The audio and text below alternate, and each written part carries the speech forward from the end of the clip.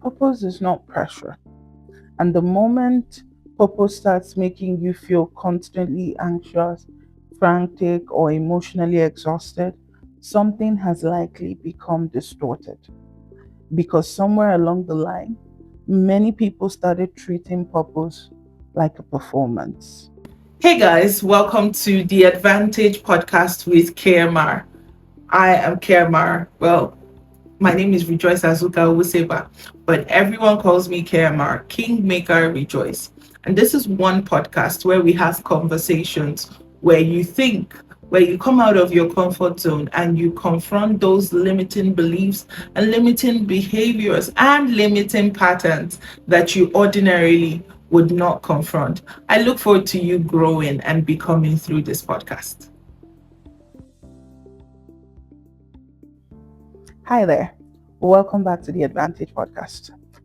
So, I realized recently that a lot of people are tired, not because they're working too hard, but because of pressure that they were never supposed to carry, pressure to figure out everything very quickly, pressure to become successful early, pressure to find purpose, pressure to make every decision feel meaningful, pressure to have a family. And after a while, life starts feeling heavy, not because you don't care, but because everything feels important all the time. So every move you make feels like it could make or mar your future forever. So you begin to overthink, you panic, you rush, you compare yourself to your contemporaries, and slowly you stop living life and you start managing life. And the truth is this, right? Purpose is not pressure.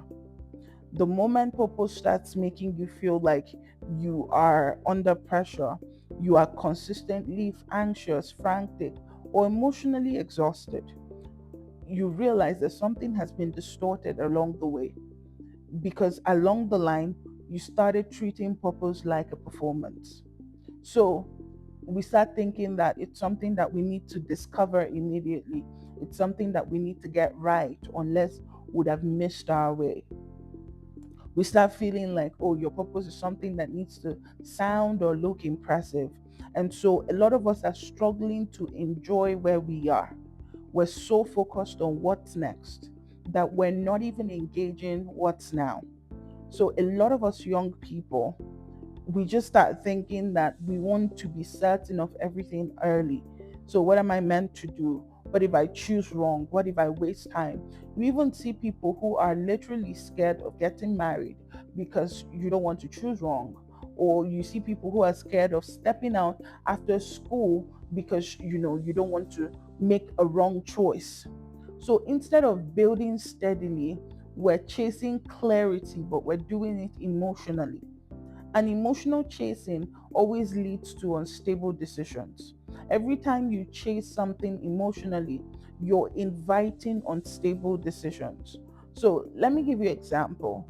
So you start a job, it's not perfect, but it's a decent opportunity. There's room to learn, there's room to grow, but it doesn't immediately feel like purpose. So you become restless, not because it is insignificant, but because every difficult day feels like a sign that you're in the wrong place. Every day that doesn't go as planned feels like a placard for a red flag to say, oh, maybe the reason why this is hard is because I'm not where I'm supposed to be. Ev- Every challenge feels like a misalignment. And we no longer stay and follow things through. There's no more staying power. We leave the moment things get hard, not because opportunities are bad, but because we expect that purpose always feels exciting. But real growth is rarely dramatic. Real growth rarely ever feels like it is spectacular. It feels ordinary when it is happening. And this is something that a lot of us struggle with, because we've come to the place where we're so used to dramatic language. Oh, find your purpose, change your life, walk in destiny. And while there's nothing wrong with ambition, sometimes all of that language creates unnecessary pressure. So you feel like every decision needs to be perfect, every opportunity must be life changing, every season must be meaningful in immediately, and life doesn't work that way. Sometimes it looks like learning properly. It looks like becoming disciplined. It looks like showing up consistently. And for some of us, when we hear consistently, we feel like consistently means every day. That's not what it means. Or handling responsibility well. You see, not everything needs to be deep to feel important. And a lot of us are not confused about purpose. We're overwhelmed by our expectations on ourselves. And there's a difference. So you see someone online talking about impact, talking about success, talking about influence, building big things. Suddenly, your normal life now feels small. Your current season now feels insignificant. Not because it is, but because you've compared yourself with someone's life on social media and you've become frustrated with where you are. So the problem is not always environment. Sometimes the problem is that we've stopped respecting small beginnings. And once you stop respecting small beginnings, you stop engaging in the season that you currently are. You try to rush learning, you try to rush the process, you try to rush development, and then you now realize that you skipped foundations that you actually needed. You don't need to have your entire life figured out right now. And I know it may sound like counterintuitive from planning and taking steps, but if you don't have it, that doesn't make you a failure. You don't need a perfect 5 year plan. Your 5 year plan could literally be like two sentences. You don't need every decision to carry the weight of your destiny. And I'm not saying treat your life carelessly or trivialize your life. What I'm trying to say is this: you could actually make decisions without putting yourself under pressure. Because purpose is not usually discovered in one dramatic moment. Sometimes you just need to make a sensible move, that's all. Purpose is built through attention, through experience, through learning yourself over time. So you try things, you learn, you adjust, and you begin to notice what matters to you. You notice what drains you. You notice what fits you naturally. You notice what work feels meaningful. Are you with me? You notice what work feels meaningful, and all of a sudden, direction is clearer because you paid attention. And I noticed something else. A lot of us use the word purpose to avoid responsibility. So we keep waiting for the perfect thing, the perfect moment, the perfect opportunity, the perfect certainty, and ignore what's in front of us.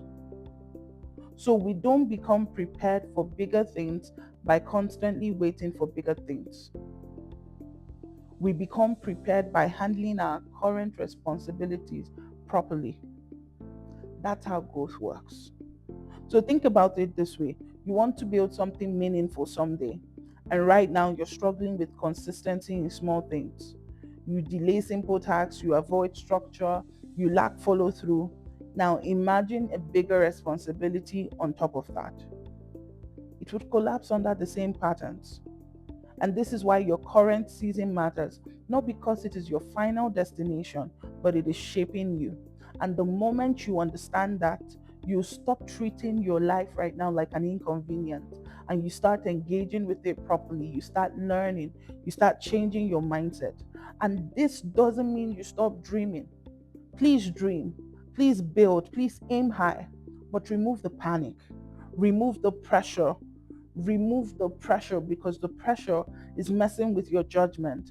The pressure is messing with your ability to think. The pressure is making you emotional. So here is where I'll wrap this up.